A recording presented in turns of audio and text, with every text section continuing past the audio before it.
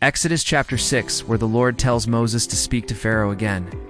Then the Lord said to Moses, "Now you will see what I will do to Pharaoh. I will show him my power, and he will let my people go. I will show him my power, and he will throw them out of his country." So the Lord tells Moses again to speak to Pharaoh. But why?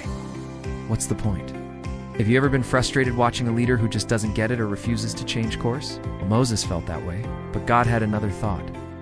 Let's read Exodus chapter 6, verses 1 through 27. And God spoke to Moses, saying, "I am the Lord. I appeared to Abraham, to Isaac and Jacob as God Almighty. But I didn't make myself known to them by my name, as the Lord. I even made a promise to give them Canaan, the land where they lived as foreigners. 5 Now I have heard the groaning of the Israelites, whom the Egyptians hold in slavery, and I have remembered my promise. Go to the Israelites and tell them, I am the Lord. I will bring you out from under the oppression of the Egyptians, and I will free you from slavery. I will rescue you with my powerful arm and with mighty acts of judgment. 7 Then I will make you my people, and I will be your God. You will know that I am the Lord your God, who brought you out from under the forced labor of the Egyptians.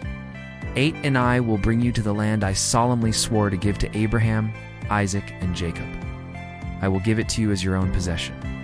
I am the Lord." So Moses reported this to the Israelites.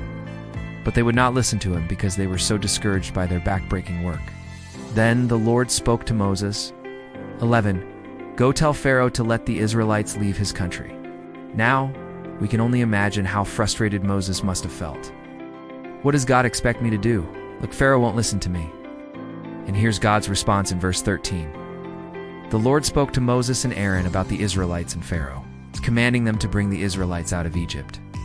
This was the same Aaron and Moses whom the Lord had said, "Bring the Israelites out of Egypt and organize family groups."